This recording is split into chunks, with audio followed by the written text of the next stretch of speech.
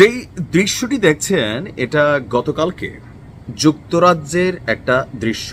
আমরা গতকালকে রাত্রে থেকে আপনারা অনেকগুলো ভিডিও দেখেছেন। আসলে মূল ঘটনা কি কি ঘটছে যুক্তরাজ্যে উপদেষ্টা মাহফুজের সাথে।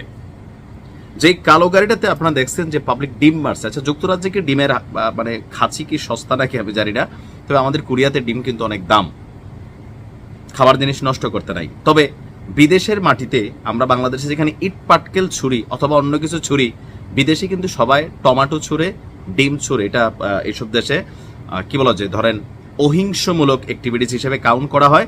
কারণ আমরা দেখছি যে দৃশ্যপটে উপদেষ্টা মাহফুজ এই গাড়িতে ছিল এবং কি বলা হচ্ছে যুক্তরাজ্যের যিনি হাই কমিশনার আছেন আবিদা, তিনিও এই গাড়িতে ছিলেন। তো ডিম ছুড়ছিল, একদিকে পুলিশ বসেছিল। তো কারা ছুটতেছিল এটা কি বোঝা লাগে? গতকালকে আওয়ামী লীগের একজন নেতা বা যুক্তরাজ্যে তার হয়তো প্রভাব আছে, সুশান্ত, তিনি একের পর এক লাইভ দিচ্ছিলেন এবং দেখাচ্ছিলেন যে আওয়ামী লীগের নেতাকর্মীরা যুক্তরাজ্যে কিভাবে উপদেষ্টা মাহফুজকে হেনস্থা করছে। এমনকি বেশ কিছু কি বলা হয় যে ধরেন ছবি ভাইরাল হয়েছে, বাট আমি শিওর না যে এই ছবিগুলা আদৌ গতকালকের কিনা বা এটা কি এআই দিয়ে এডিট করা কিনা। আমার ধারণা এআই দিয়ে এডিট করা, কারণ উপদেষ্টা মাহফুজকে প্রকাশ্যে কিন্তু পাওয়া যায় না। তবে তার যিনি একজন সহকর্মী আছেন তাকে কিন্তু প্রকাশ্যে আমরা দেখেছি। আওয়ামী লীগের কয়েকজন নেতাকর্মী লাথি দিয়েছেন, তার গায়ে হাত তুলেছেন। দাড়িওয়ালা একজন মানুষ ছিলেন, কি নাম আমি জানি না। তবে তথ্য এ পর্যন্ত এলোমেলো তথ্য পাওয়া যাচ্ছে। যা পাইলাম, প্রথম আলোর করা রিপোর্টটি বলছে লন্ডনের সোয়াস বিশ্ববিদ্যালয়ে একটি সেমিনার থেকে বের হয়ে যখন তিনি যাচ্ছিলেন তখন উপদেষ্টা মাহফুজের উপর হামলার চেষ্টা করেছে স্থানীয় আওয়ামী লীগের নেতাকর্মীরা। লন্ডনের কেন্দ্রস্থলের ব্লুমসবারি এলাকায় সোয়াস বিশ্ববিদ্যালয়ের যে ক্যাম্পাস, সেই ক্যাম্পাসে সেই সেমিনার বিশ্ববিদ্যালয় কর্তৃপক্ষের সাথে যৌথভাবে আয়োজন করেছিল বাংলাদেশ হাই কমিশন।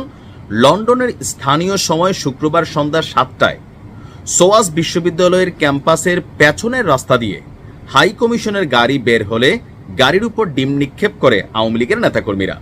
এ সময় হাই কমিশনের কালো রঙের বিএমডব্লিউ গাড়ির সামনে শোয়ে পড়ার চেষ্টা করেন আন্দোলনকারীদের মধ্যে কয়েকজন, কিন্তু পুলিশের হস্তক্ষেপে তাদের শোয়ে পড়ার যেই চেষ্টা বা ইচ্ছা এটা ব্যর্থ হয়েছে। তবে ওই গাড়ির ভেতর মাহফুজ আলম ছিলেন না দাবি করা হয়েছে লন্ডনের বাংলাদেশ হাই কমিশনের পক্ষ থেকে।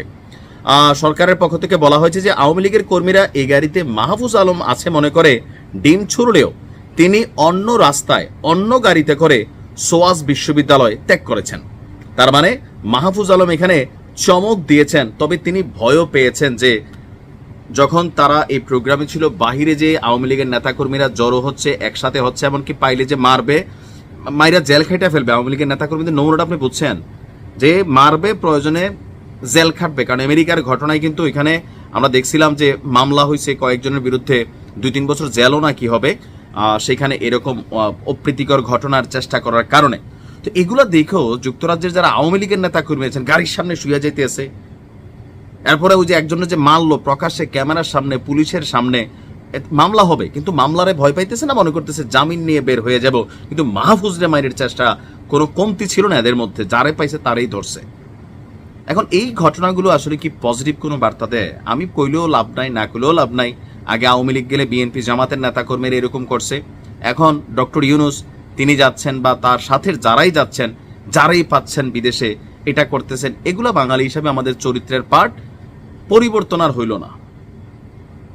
যাই হোক, উপদেষ্টা মাহফুজ সুস্থ আছেন, ভালো আছেন, এতটুকু। আর যে ছবিটা আমিও দিলাম সবাই দেখছেন, আমার ধারণা এই ছবিটা এআই দিয়ে করা, কারণ তার উপরে ডিম পড়ে নাই, এটা 100% এআই দিয়ে তৈরি করা।